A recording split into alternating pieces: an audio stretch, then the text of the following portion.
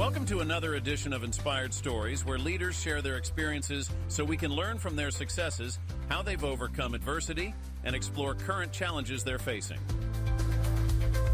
Welcome to another edition of the Inspired Stories podcast, where leaders share their experiences so we can learn from their successes and be inspired by how they've overcome adversity.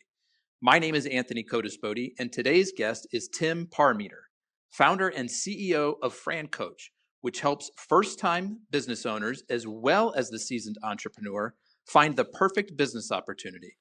They are partnered with nearly 600 franchisors spanning close to 70 industries. Tim hosts his own podcast called Franchising 101, which you should definitely check out if you are involved in the franchising industry or are thinking about getting involved. And we'll also find out why the letters FSO are so important to him. But before we get into all the good stuff, today's episode is brought to you by my company, Add Back Benefits Agency, where we offer very specific and unique employee benefits that are both great for your team and fiscally optimized for your bottom line. One recent client was able to save over $900 per employee per year by implementing one of our proprietary programs. Results vary for each company, and some organizations may not be eligible. To find out if your company qualifies, contact us today at addbackbenefitsagency.com. Now, back to our guest today, the CEO and founder of FranCoach. Tim, I appreciate you making the time to share your story today. Anthony, thanks so much for having me on. I appreciate it. So, Tim, how is it that you found yourself in the franchising space? Probably I can answer that with two words, and it's the two words that basically sum up anything positive in my life. Dumb luck. Was I love just it. I like a lot of our clients that I was working in the corporate world, just because, right? I don't know that I was particularly happy. It wasn't particularly unhappy, but the office that I was working in basically got shut down to the person we were working for. They committed a little fraud. Apparently, that's not something you should be doing in the financial services industry. And so, our whole office was in a transition, and so there I am, basically like, oh my gosh, what's next? And really, I didn't know anything about franchising at all. I just kind of stumbled upon kind of what this could be, and was really at a point where I'm like, I am done working for anybody else. If there's anything that I'm going to do, I trust me more than anybody else. So I didn't know anything about it. I just jumped in and was hoping like crazy my skill set aligned with it, and that it worked out. And 10 plus years later, it's here we are. So it hasn't been a complete failure to this point. So was your first foray into any kind of exposure to the franchise world starting your own company? Yes. Yeah. I mean, I really knew nothing about it. I mean, from a background standpoint, worked in the corporate world for a while, but always kind of in like a recruiting and training. And then prior to that, I'd worked in higher ed. I'd been literally a teacher and a coach. So my brain works like, let me teach you, let me coach you, right? And also I can kind of find you to come in and let me teach you and coach you. So when I kind of learned there was a thing of just franchising, but there's a thing called, franchise coach, consultant, broker, those terms are kind of interchangeable in this industry. I'm like, wait, I can find talented people, educate them on something they don't know about, and then they can not have a bad job like I just did and have that pathway. I'm like, I mean, it was really kind of as simple as being a little desperate, and just wanted to trust myself. And I'm like, when I understood what it was, I'm like, okay, I don't know anything about franchising, but I know that those are the skill sets that I possess and I enjoy doing. I'm like not completely stupid. I was pretty sure I could learn about franchising. I just had no idea how massive an industry it was and what all it entailed. But it just, again, it wasn't really, had everything not gone horribly wrong where I was working, I wouldn't have been in any sort of like kind of fact-finding mission for what's next. So it just, as awful as that was at the time, it worked out. I mean, it worked out perfectly. It's been the best thing I've ever done. So take us through a little bit of the early days where things are desperate at your employer. It's a bad situation, a toxic environment. But I'm curious, sort of those first steps of how did franchising at all even hit your radar? And then once it hit your radar, what were some of those early steps that you took to leveling up and becoming informed about it?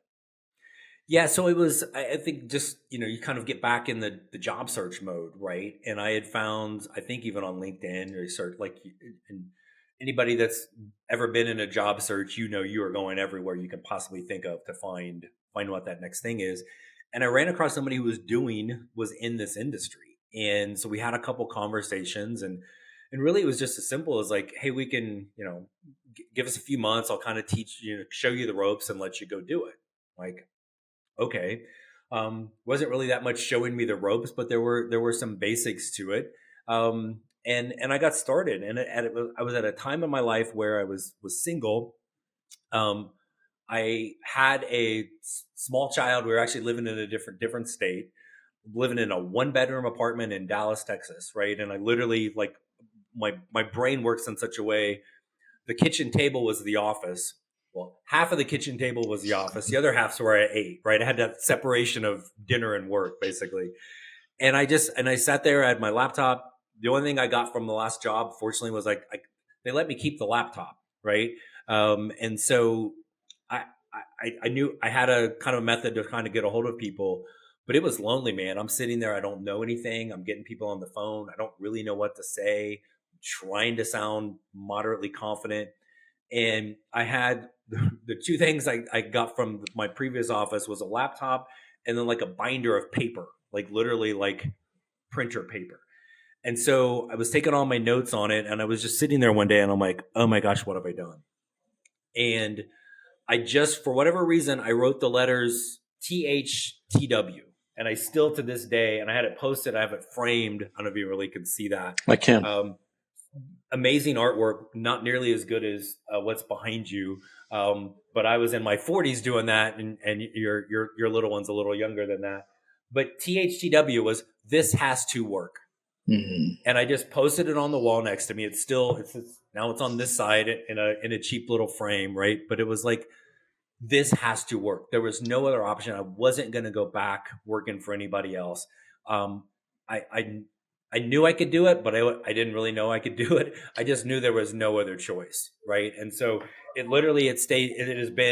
has been by my side throughout all of this, because I was just like, I wasn't going to go back and work for anybody else, and just keep plugging away. And there'd be some time, I still had some hair back then. I think I was pulling out in clumps, right?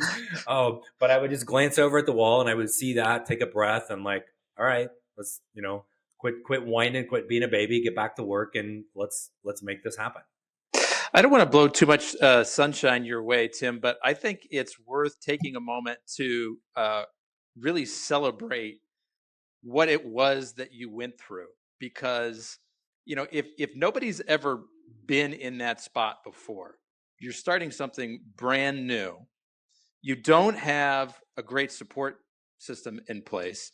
You don't have a lot of foundational or institutional knowledge. I mean, you went to the edge of the cliff and you didn't just look down, you jumped off into this great abyss where you didn't know what was going to happen. There was no promise, there was no assurances, there was no guarantees. Can you talk about, I love that THTW, this has to work. Where does that motivation, that drive come from? Because most people are sitting there thinking, well, Tim's a special guy. Like, he was born with that grit, that will to succeed, that, he's got something in him that I don't have. Help everybody understand, hey, you're a regular guy too. And you had a lot of self-doubt, and somehow you summoned the energy to just keep going forward.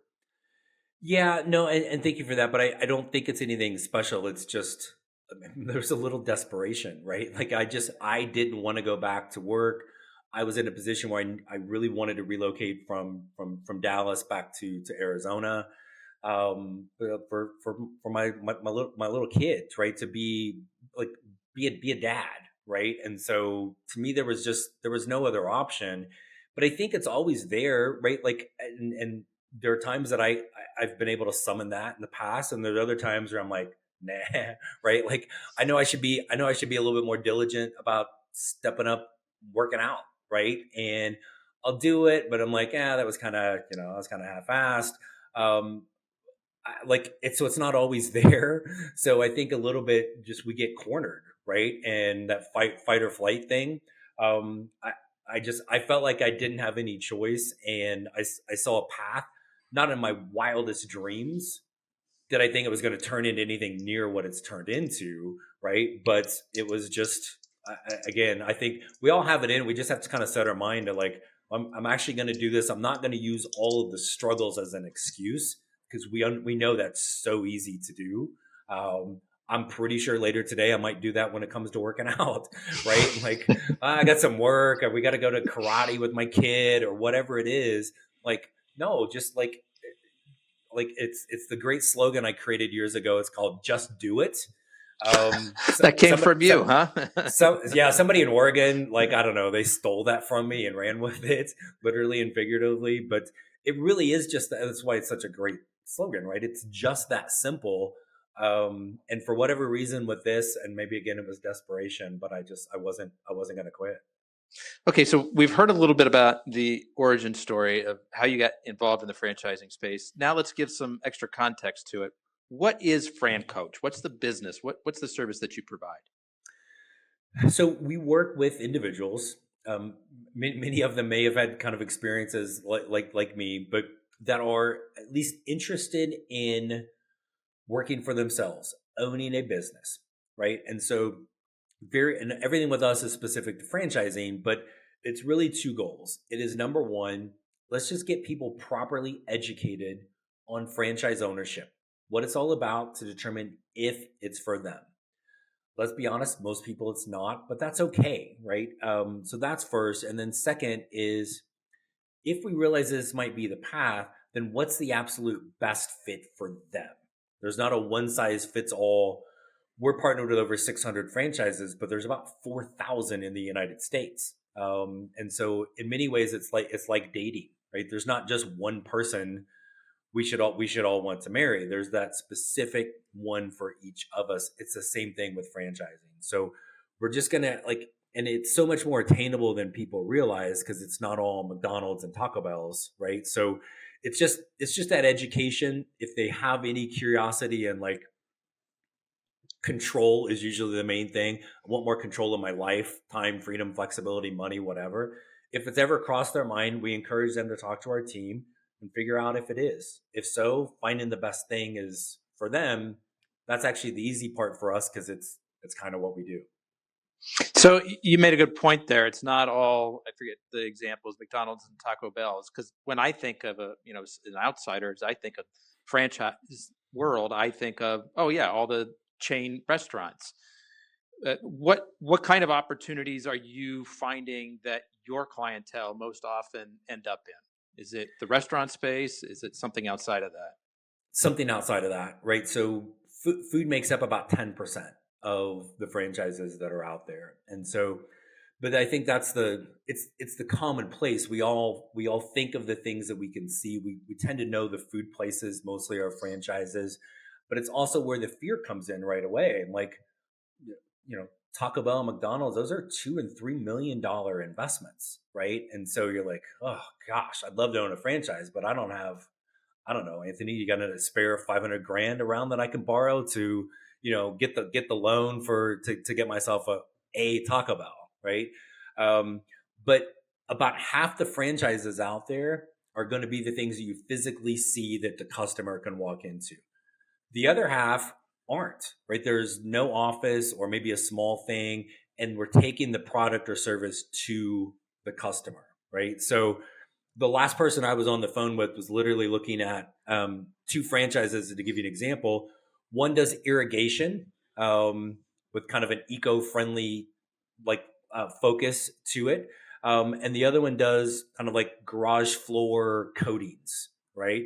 So two things that are super sexy, right? Every kid out there thinks, mommy, daddy, when I grow up, I want to have this. And the other, I think, myth in franchising is, well, if I own that irrigation franchise, I got to be out there, the one digging and doing all the work. And what you're going to find out is the franchise owner is rarely the doer, right? And so Mhm. all of those, to your industry background doesn't really matter. My half-hearted attempt at a joke is you could be the biggest slob on the planet and own a cleaning franchise, right? They don't care that you're a slob because it's not your job to clean, it's your job to run the business, right? So all of these things that people just the most random, there's franchises that pick up dog poop, there's franchises that do client crime scene cleanup, um, and again, everything that you see retail wise, if you go up and down a strip mall, and my wife and I do this, and she's been in franchising longer than me.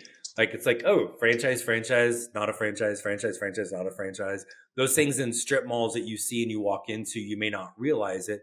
They all are too, but and any business that could come to your house to do anything, they may not be a franchise, but I guarantee you there are franchises in that industry, in that niche that will do those exact same things. So do you find that typically the franchisee is not the one then that's providing whatever the service is? They're sort of running the business, they're hiring people, they're doing the marketing, taking care of the books, the financing, payroll, but they're not the ones who are doing the cleaning or, doing the Correct. irrigation. Yep, correct. Almost all. Are there some, right? A very small percentage of franchises that really do kind of look for the doer. There are some out there. Again, that's why this is such an individualized and personalized process. There are some franchise owners in a system where they're like, "Hey, we don't really want you doing the work, but the owner kind of likes it." Well, okay, right? So, but it's really, really uncommon. McDonald's owners don't make fries all day. Do they learn how to make the French fries? Yes, they do. But they're not in there doing it. So it's again really kind of building out. It's our process is fun for people because it's so opposite of anything else. Like searching for a job, it's an opportunity to actually be selfish and not get in trouble for it. Because normally we get in trouble for being selfish, but with this, it's really like we call it the get out of bed test.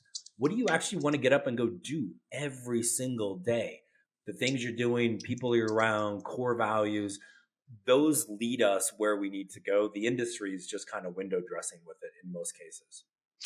So obviously this is different depending on the franchising opportunity, but I'm kind of curious about a range. Roughly how many full-time employees do the franchisees typically need to hire to run their business? Yeah, no, good question, and you're spot on. It is from zero to we may start with McDonald's and need 50 right off the bat, right? So it's and this is the part I think that people struggle with franchising is because their mind can't get off of the hunt, right? So we know how to hunt for a job, we know how to hunt for where to go have lunch today, but this isn't that. It is how many employees do you want to have? Do you want to have any? Do you like a big staff? Do you like something smaller? What kind of do you like them being more unskilled where you can really be hands-on and teach them? Or you're like, hey, I don't want to do that. I'd rather own a Great Clips where the cosmetologists already know what to do, or a plumbing business. Yeah, they got their thing. I'm gonna go let them do that. I trust them to do it. Maybe it's a combo, right? So those things, when we really help people kind of look inward at themselves, and again, what are you actually good at? What do you actually want? That ends up pointing us in the right direction because there's always so much of a range in franchising. Whatever you want, there's something out there like it, and that's what we're here to do is help you find it. That was helpful to hear some of the questions that you're asking about. Do you want a company where you've got 0 or 1 employees? Do you want something where you've got a bigger team? What are some of the other questions that you ask to help tease out what would be a good fit for them? Yeah, no, and I think the other thing to point out is certainly on staff, a lot of people don't know for sure, right? And so we'll go through our process, and we're like, okay, Anthony, this call is the most important thing we're going to do. We're going to build this out, but then I'm going to ask you some questions where your answer is going to be, heck if I know. It doesn't feel like that's helpful, but what that means is maybe we look at one franchise. We're going to introduce you to 3 franchises. Here's one, this is all about skilled labor because you were kind of open to that. Here's one that's all about unskilled labor because you were open to that too. Here's one that does both because you were open to either of them, right? And so it's like the three bears, right? And so one of them is too hot, one's too cold, one's eventually going to be just right. And the only way we know for sure, if I ask you a question and you say you don't know, and our whole business model is educating you, then we've got to take whatever you said I don't know to, and we've got to let you see specific examples of all sides so you eventually do know, right? But even just what are you doing every day? Do you like being more forward facing? Do you like talking to customers? Do you like to be out in the community? Do you hear that and go, that sounds terrible? I'm more back office operational. Like there's not a wrong answer because again, you're the one that has to get up and go do this. It's not like a job interview where you're saying whatever you have to say to get the job and then figure it out later, right? So I think those things matter. And even as an owner, how much time do you want to spend? Is this going to be your full-time gig? Great. But there's also what's called semi-absentee owners, which is essentially part-time, right? So maybe you've got a job that you want to keep, but you want to diversify and have that secondary revenue stream. You're going to spend, 10, 12 hours a week managing the manager who's running your business. You can do that also, right? So That's possible. There is are absolutely opportunities possible. like that. Yep, absolutely. What kind of, you don't have to give away names of particular franchises, but I'm curious what sort of sectors of opportunities exist like that? A great question. You're teeing me up perfectly, Anthony. So I love it. So because there's not anything specific. You'll find semi-absentee in almost every single industry, and this is kind of where our team comes into play. Is these are things that you can't Google. I mean, you can, but it's not going to help you to know which franchise is open to semi-absentee and which isn't. And then even with semi-absentee, it is the worst defined phrase in franchising. You could talk to 10 franchisors and they will give you, I don't know, like 15 different answers on what it means, right? One may say we need 10 to 12 hours a week. Great. There might be another one that says we need 20 to 25. Well, if you can only do 10, that one that's 20 to 25 doesn't do you any good. It's not a good fit, right? But it is, whether it's food, fitness, retail, non-retail, there are going to be semi-absentee options in every single niche out there. So are most of the franchisors that you represent, do they tend to be brands that most people aren't familiar with? And that's part of maybe the value that you bring? Like if I wanted to get a McDonald's franchise, I probably am, I don't know, is there a point to go through you or do I just go right to McDonald's? Yeah, there are going to be certain things like that we're a little insignificant to McDonald's in the grand scheme of things, right? But there are definitely franchises that we are partnered with that I guarantee you everybody is going to know, right? Like Cheers, everybody will know their name, right? So old person reference, you young people Google that. Definitely that. And then there are franchises that have been, around for 20 years. They may have, one of the biggest franchises in their sector. You may still not have ever heard of it. If you have never needed in-home senior care for somebody in your family, you may not have heard of any of those franchises. Oh, I've never heard of that. Have you been a customer of it? Well, no. So you're probably not going to. We're all selfish, right? Like I'm not paying any attention to the things I don't need necessarily. So, but then there's also an opportunity to look at franchises that are more emerging. Maybe they only have, 10, 20 owners. That can be super exciting for some people, right? Be a little trailblazer on the front end of a wave. Other people, that's going to scare the ever-loving crap out of them because there's not going to be enough historical data, right? So again, certain things that there's a little, it's kind of sing-songy sometimes, like let's look at something new. Let's look at something more established. Let's look at something where there's already one somewhere in your market. Let's look at, hey, you're the first one to bring this franchise to the whole dang city, right? Those things are pieces that people just need to learn over time as we go through this, and then ultimately something in there becomes clear for them. I want to go back to early days. Do you remember getting your first client? You're sitting there at the kitchen table. You're looking at, this has to work. Oh, I don't know what I'm doing. Am I doing the right thing? Do you remember that first client? The first sort of validation? I do, and I can tell you his name and what franchise he owned. And he just recently sold it after like 8 years. But here, a little fun little fact, and I don't know how this happens, but every job I have done, the first person I've literally had a conversation with ended up doing whatever I wanted them to do. So Mark, we'll call him Mark, was literally the first person I had a conversation with. Get out. You're starting this brand new idea. You don't know what you're doing. The first person that you talk to becomes a customer. 5 jobs. I can tell you that the very first person that happened. So again, dumb luck should be my middle name with this. And so, no, it really was. And the very first, well, he wasn't the first franchise owner. There was somebody that got through it faster.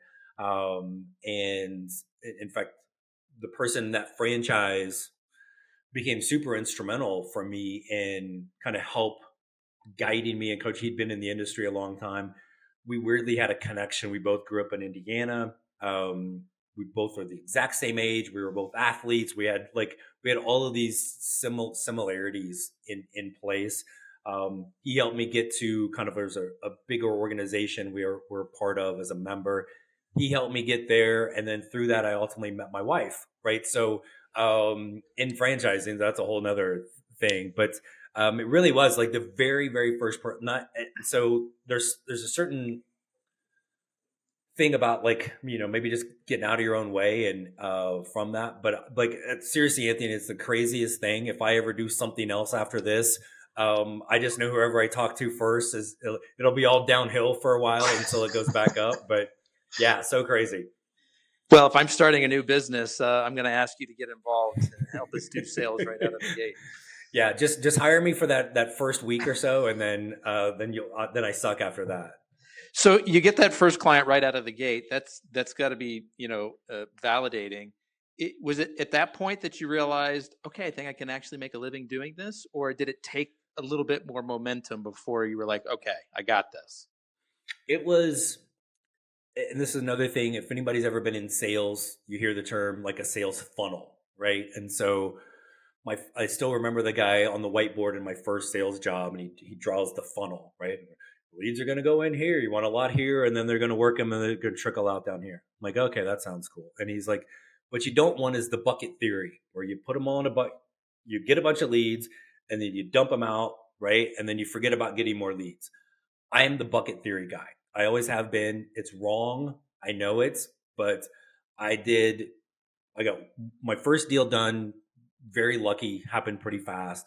Then it was a little bit, and then there were 3 literally all in the same week, right? I dumped the bucket, right? And then there's a little bit of like, oh, I got this, I'm good, right? And then I just got the ever-loving crap smacked out of me for the next few months, right? Going, uh-oh, right? This is actually still hard, right? So the wins are great, but there's a lot, the peaks and valleys were like extreme back then, right? So to keep on kind of like an even keel. And there's some metrics we use in our business to be able to just look week over week.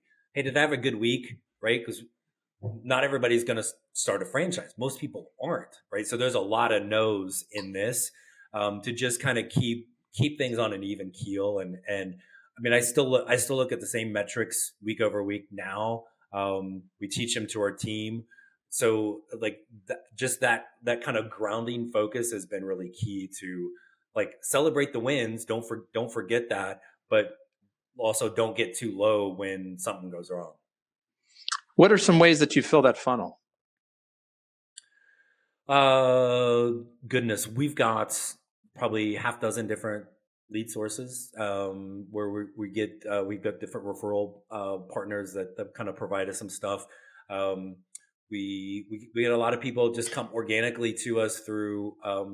There's this great podcast out there, Anthony, called Franchising 101. So people should check it out. There's that. I don't know, check it out. So, and we've been doing this a long time. So whether it's there, or YouTube, or all the different kind of information that we've got published, people start doing those things. So, and I think that's important in any business is you can't just have, I mean, you can just have one lead generation source, but you're asking for it, right? Anything changes or something goes wrong there, you're stuck. And so for us, there's really kind of six main ones, but we're always tweaking with, what else is out there? What else could we do? Right. A little trial and error from that standpoint, which as a startup, as an entrepreneur, I've got to figure all of that out. This is one of the things we coach our clients on. When you're looking at a franchise, you don't have to figure that out. They have that plan already laid out for you. So it's your job to implement and execute. Where even after 10 years, we're still doing trial and error, and we're still, there's some things going on right internally for our systems. We're making some adjustments to the CRM and some automation, and I hope it works, right? So, whereas with the franchise, that's already, all the testing is done. It's been proven out before it comes to you as a franchise owner. What's the typical profile of someone who's looking to buy a franchise? Is this somebody who's been in corporate America? Is this somebody who's maybe owned a small business and it failed? What do you see? I think the biggest profile is 40 to 50-ish year old corporate executive. They've been director, VP, C-suite. I always say vice president that's the title. That's where careers go to die, because there's just really no place. There's a place to go, but it's really hard, right? And so the frustration of that, and that age demographic is, and I fall into the older end of that age demographic, but we were all told as kids, go to college, right? Get a degree, go get a job. You're going to work there. You're going to retire, get your gold watch and your pension. Well, our parents were dirty, dirty liars, because that's not how it works anymore now, right? So that age group bought into that, and they're just frustrated and looking to, I've been running a big chunk of somebody else's business. It's time for me to do that myself, right? We'll get the older group, some, right? Like, I don't want to work for anybody. I want to be able to have a business that maybe I can run. And when I'm ready to back off a little bit, I can still be now a semi-absentee owner, semi-retired, but I got stuff to do so I don't slowly die in retirement. But we get the 20-year-olds. Youngest we've had is a 22-year-old that has started a franchise. And that age group has figured out in a couple years what mine took decades to figure out. Working for somebody else isn't all that great, right? And being able to, and younger, they don't have the financial burdens that us old people have. So it's sometimes a little easier for them to be able to, not overthink it like we do sometimes, and go, now let's go. This is a good fit. I don't want to I don't want to climb the ladder, right? That's all my parents do that, and how frustrated they're.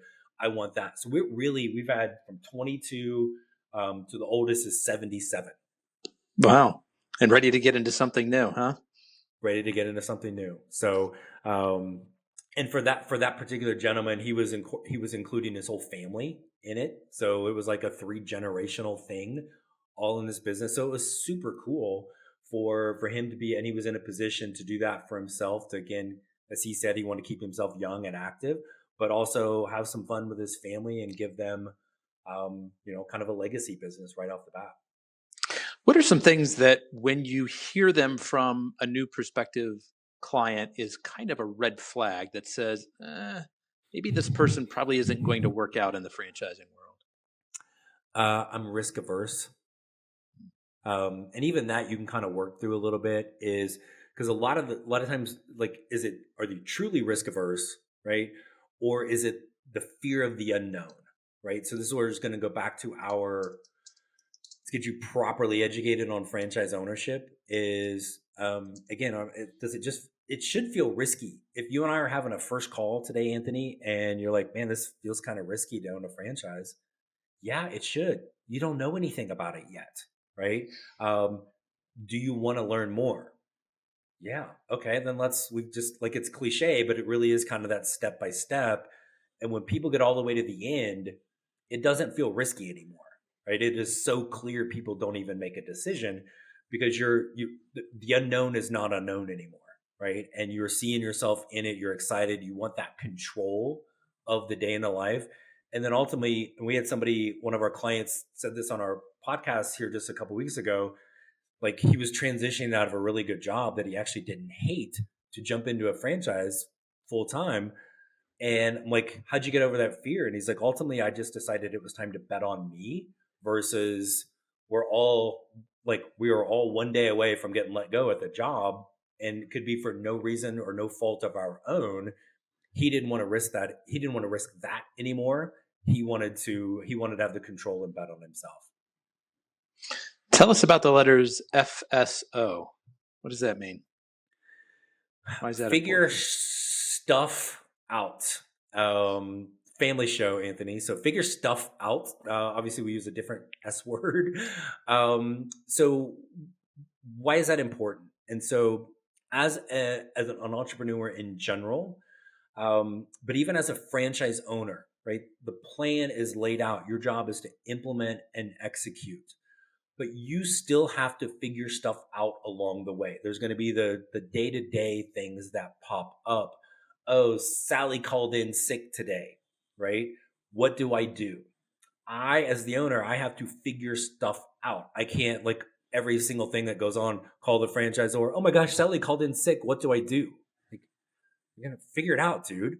What are the things in place? You have to want as an owner, and forgive the sports analogy, but you want the ball in your hand for that last shot of the game, right?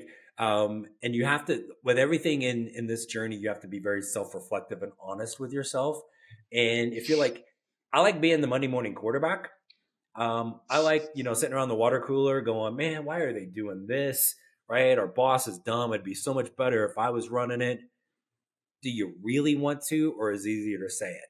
And it's okay if you want to just say it, but you have to constantly be ready to FSO as an owner. And if you like and want the challenge of that control, because it's not all rainbows and unicorns, right? So the stuff's gonna go wrong, but you know what's gonna hit the fan. Do you want to be the one to figure it out?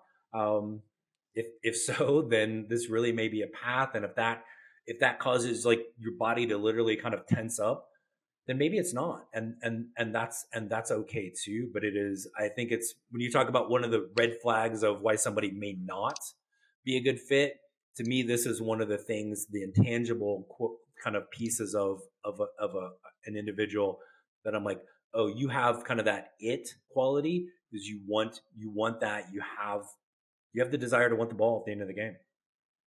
What do you feel separates you from others in the industry? What does somebody get when going with you that they may not get elsewhere? Well, I think, and these differences may not be better, right? So I think our approach is trying to be genuine and really focus on every person that we're working with and focus on exactly that person. If Anthony, you're a client, I don't care about anybody else I've ever talked to or who my next call is or who my last call is. My focus needs to be on you, right? I really know franchise X is great. That may be a bad fit for you. So what? That franchise X is great. Franchise Y is better for you, right? And so if we have that really the focus on you and listening, it's kind of this like great skill that's out there that I'm listening to hear what you say versus I'm listening to wait on a gap to jump in so I can talk. But that educational mindset, because it takes a lot for people to just get on the phone with us because this is not anything that they've done before. And again, I think a lot of fear comes from the unknown. If we can just learn a little bit, the opportunity and the success and all those things are just on the other side of the fear, but we've got to be properly educated on it. And so we're trying to take that approach, right? And I'm not lying to you. I'm not trying to sell you a shiny object. I'm terrible at sales. So it's why I don't do it. But it's really that educational approach. We are, and I tell everybody this, we're going to get you outside of your comfort zone which is not always comfortable. But you've got to be willing to do that because this is totally different than what anybody's ever done before. Yeah, actually, you raised a good point there. You've got folks who have, most of them, it sounds like, they've had probably a somewhat comfortable job in corporate America for a while. And now, later in life, they're considering becoming a business owner for the first time. If you've never done it before, it's got to seem scary from the outside. It has to feel untouchable and inaccessible. What are your thoughts on that? Well, because I think that that salary that we get, right? Hey, they pay us every 2 weeks, right? Or I get paid on the 1st and the 15th. It's like crack. It's an addiction, and it's a security blanket. And we think that it's less risky, but maybe there's somebody out there that is retiring from their job, and it's the only job they've ever had, right? But if you look at the industry stats, it's like 12, 15 different jobs over one's lifetime that they're going to have now. So you got that paycheck that feels really comfortable, but at some point it's going to go away. Then what, right? And the higher you get up the corporate ladder and the older you get, the harder it is to get there, right? Because there's going to be that 32-year-old version of you 15 years ago that was the up and comer that's going to work harder, doesn't have a spouse and 3 kids, 2 of them in college, right? And all the different things.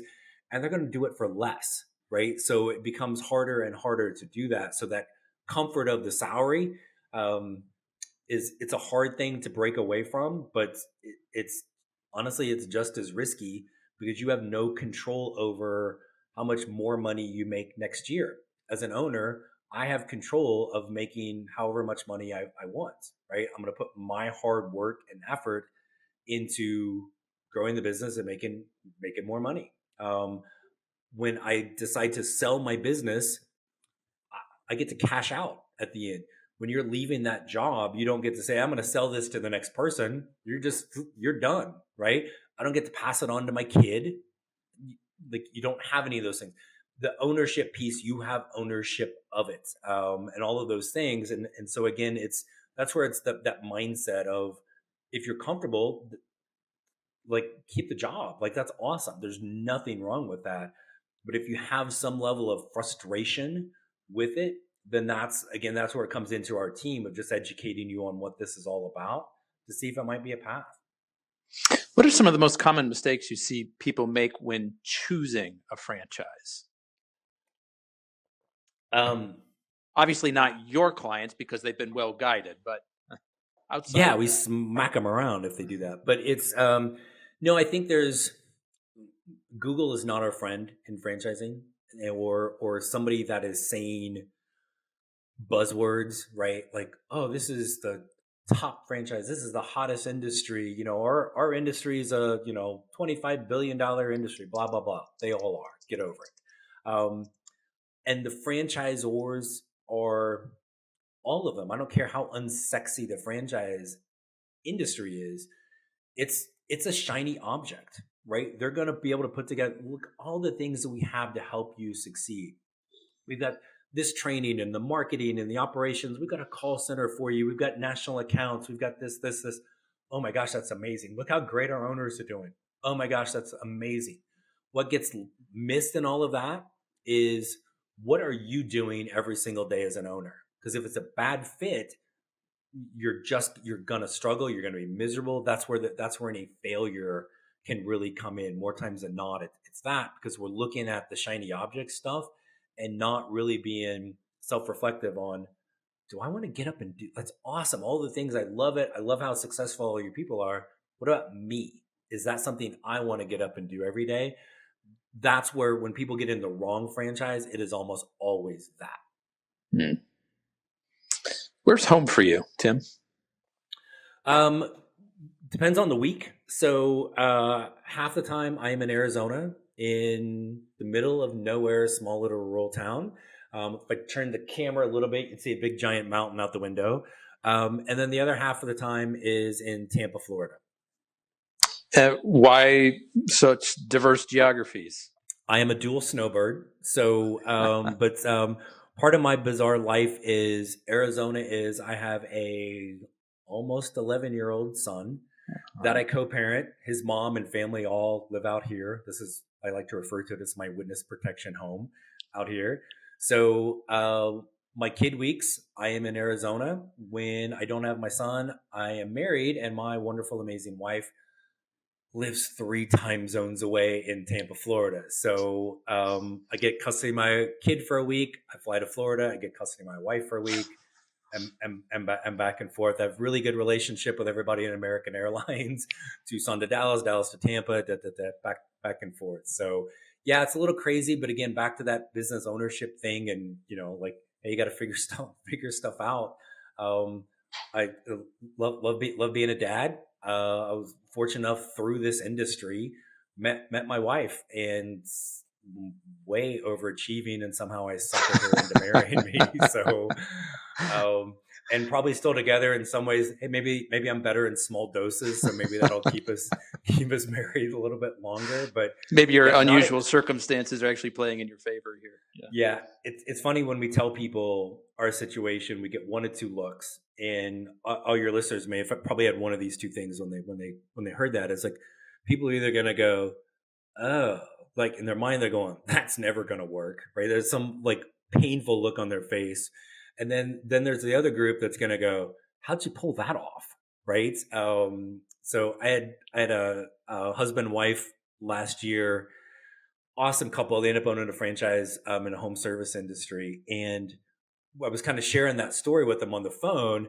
And the husband goes, that sounds awesome. And then all of a sudden I hear a slap, right? And so, and they were super cool. So they were playing around, but it's usually one of those. It's either that'll never work, or how'd you pull that off? Like, I gotta look into that myself. Oh, that's funny. Tim, any specific books or mentors that have been particularly helpful in shaping your career or your personal life? Moneyball. Why? So, and this is pre-movie. I read that probably 20 years ago when it first came out, and I was way other industry at the time. I think I was fascinated by a couple things, and it stuck with me. It still is an integral part of our business. Is essentially, they were like, this is how we've always done it. This is how we're supposed to do it, right? And if anybody's read the story or watched the movie, it's Brad Pitt. He's dreamy, so it's all great. But it's about the Oakland A's in the early 2000s and how they really, anything that is in sports where they talk about analytics really was driven from that. Was what were the market inefficiencies? Everybody's doing this. We either can't do it or we don't want to do it. We have to find another way, right? And so it has stuck with me in everything that we've done. And even there's some things in franchising and people that do what we do, lead gen, they all do the same thing. Like, they're zigging, we zag, right? And so it's just always really stuck with me. And then plus, I like, from being an athlete and being a coach, I love statistics, right? Probably could tell you, go back to the 80s and tell you what my shooting percentage was, right, or something. But I love the metrics of things because the numbers don't lie, right? You need how to track them, you need how to understand it, but that was also part of that Moneyball, is looking at, like, people are using the wrong stats. This is actually better, more indicative of how we succeed. And so it stuck with me for, really, it's been 20 years since I first read that book. How are you applying lessons from that book to running your business today? I think a few different ways is the marketing, for sure. There's just different things that we've always done that there's certain things that kind of in our industry, like, wouldn't make any sense, but like, everybody does X, Y, and Z. Like, we do A, B, and C, right? Because everybody's doing this, but they're doing it because that's the way, right? And if your answer for why do you do this, whatever this is, whether it's business or life, if your answer is that's how it's always been done, that's a really bad answer, and you're setting yourself up for failure, right? It may still be the best way, but if you're not open to a conversation or exploration, is it really?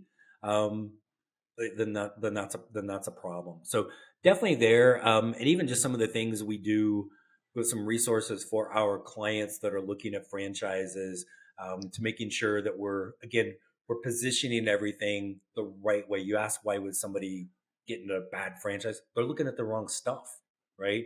And so everything is kind of driven that way versus shiny objects of that sometimes the franchises, and not maliciously, but you're gonna it's like in a dating profile, right? I'm not gonna say, like, I'm horribly overweight. I watch, Star Wars. I play video games all day, and I live in my mom's basement, right? I'm not leading with those things. I'm going to talk about the good qualities that I may have, right? Um, but it's not focused on what's really important. And so I think that there's a couple things with the resources that we have for the clients down the road to help them, and again, just be properly focused on what's truly important. What passions or interests do you have outside of running your company, Tim? Travel, apparently. So so no, it's funny. My wife and I were just talking about this. We're like, we need a hobby, and we're probably a little too driven from an entrepreneur standpoint. But I mean, I genuinely enjoy like being a dad and spending time. He still thinks I'm kind of cool. I can embarrass the heck out of him, but he's not old enough to like completely ignore me. I'm a sports person, so I like watching, attending. My wife and I do a lot of travel, concerts. When we're in Florida, we're on the boat as often as we can. We're trying to get back to playing golf, but that's probably not going to happen. I don't think we get the attention for that anymore. But but it's a good question, because I think it's really important, and I try to like get exercise and activity on a regular basis, because you've got to be able to step away from what you're doing. And sometimes I think the least creative place I can be is sitting at the desk in my office. If I get my butt out of the chair, my brain starts to work. And so being able to get out and do any little thing, it could be, going for a walk or a bike ride or whatever, just it's a break, and it gets the brain kind of back refreshed. So trying to like nothing specific, but just a lot of little things. And also I think the more things we have, the keeps it fresh as well. Yeah, I think there is a huge amount of importance to being able to step outside of the traditional work environment, because there's something that takes place in your brain that it shifts into a relaxed mode, and suddenly you're seeing things that you weren't seeing before, and you're spotting new ideas and new opportunities. But it's probably really hard for you right now. I think you mentioned this maybe off air. You guys have been going through a lot of growth in the company lately, so you've got to be pretty busy with that. Yes, which is, again, I always say better busy than bored and broke, but it is. But that is even more of a reason to step away. I mean, literally last week, my wife was helping me with some things with kind of the automation we have, like behind the scenes for our team, and revamping some of that. And we were sitting in our office in Florida, and it was literally like, we got to get up, like, and we grabbed her dog. We went for a walk, right? Because we were kind of stuck sitting there. We were like, it was a sidebar to the sidebar to the tangent, right? And all of a sudden, magically walking the dog for 20 minutes, it was like the light came on, and we're like, bam, bam, bam. We literally like, and like to the point where I'm grabbing my phone and we're doing like a voice memo as we're walking, and then got back to the office and we had it. And it was really like, we just sat in there frustrated and probably fought at some point had we not just simply taken 20 minutes, walk the dang dog around the block a couple of times, and it just opened it up. That's amazing. What's something fun or interesting that most people don't know about you, Tim? Gosh, probably nothing. You've spilled all the beans already, huh? Yeah, and you probably see behind me a little bit. I'm a Cubs fan, so um, don't hold that against me. But it probably means I'm loyal, I'm eternally optimistic, and I'm a little bit stupid. So there's those things, and so I've done a very good job of brainwashing my kid into being a Cubs fan as well. So he'll need therapy for that later in life. But No, I think the one my wife cringes when I tell this story is I was played basketball in college, and one of my teammates ended up being a professional wrestler for like in the WWE for 25 years. So that was fun to watch that, and I got to meet a couple other like stars years ago with like at one of their events with him. So that was like kind of cheesy cool to see. What was their stage name? Would we remember? Probably it was his name was Kane. So if you ever watch wrestling, he was all red. He had a mask for a while, and he was in story mode with WWE was the Undertaker's brother. So okay, yeah, super. It was always cool. I got to see him live a couple times. That was kind of fun. So I don't think I'm a total wrestling person, but my kid and I did go to an event last year when they were in Phoenix, and just it was anything live I think is always fun. So that was just kind of a little random fact. And he's now mayor of a city in Tennessee. Oh, no kidding. Oh, fun story. Thanks for sharing that. I just have one more question for you, Tim. But before I do it, I want to ask, want to do two things. First of all, if you like today's content, please hit the like, share, or subscribe button on your favorite podcast app. Secondly, I want to point everybody to the best way to find you and everything that you're doing, Tim. We've got your website, which is FranCoach.net. So FRAN coach.net. There is your podcast, Franchising 101. And we've got you on LinkedIn. We'll include your LinkedIn URL here in the show notes. Any other ways that are great for people to get in touch with you? They're maybe interested in what you're doing. They want to learn more. Yeah, come on over, Thatcher, Arizona, if you can find it, or my witness protection home. Feel free to stop by. Much more convenient than that. Again, FranCoach.net. Franchising 101 is on, I'm sure like yours, on all the podcast sites. The website for that is FranCoach or Franchising101podcast.net. There's another company that kind of does what we do. They sometimes steal us on the .com side of things. The way I always just say it is I was a basketball guy, so we are nothing but net from that standpoint. I like it. So no, really, we have a YouTube channel too, but just, again, I always tell people if it is piqued your interest at all, we didn't mention this, there's no fee for our service either, which, how's that possible? That is interesting. We're kind of like a recruiter in the corporate world. So we're compensated by the franchisors. So it really and truly doesn't cost anything to us to just have, usually an initial call with us is maybe 15 minutes. So we're kind of like Geico, right? 15 minutes and minus the annoying little gecko dude. So, but, I'm happy to dress up in the gecko suit if anybody that really seals the deal. I want somebody listening to hold him to that, and please do it over a Zoom call. I want to see the footage. Yes, exactly. So, but really, that's FranCoach.net is everything is there, and then certainly feel free to find us on Spotify or Apple or wherever you get your podcasts. Great. Last question for you, Tim. How do you see your franchising business evolving in the next 5 years? What do you think the big changes are that are coming? I think there is, that's a good question, because my mind went to one thing that I don't know is particularly relevant, but from a legislative standpoint, you'll hear the term joint employer. If there's a fear in franchising, there's that. I don't think it's not anything imminent, but it is. I think it's a good thing from a perspective. It's making things a little bit more regulated and protecting the franchise owner. So I think that's a very, anything we're doing to help protect that franchise owner is hugely beneficial.